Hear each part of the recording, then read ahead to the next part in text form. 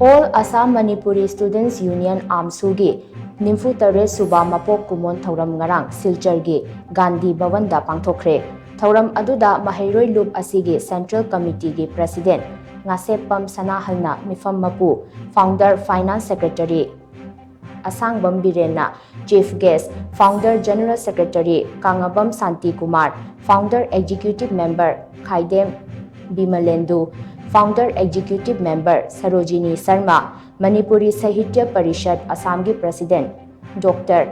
Purit Sabam Biramani Assam Manipuri Mairapaibi Apunbalup Ampal gi President Beni Mishra United Committee Manipur UCM gi Secretary Organization Dipanjit Nithaujam amasung Manipuri People's Front MPF Assam gi President Yenkom Upendra Nachingbana Guest of Honor oina saruk yake.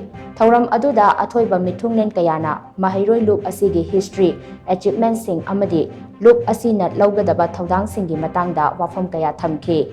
Thouram aduda Mahairoi Loop asigi ningtamba haina mingthonba chahigi magazine gi ahum suba volume phongdokhe.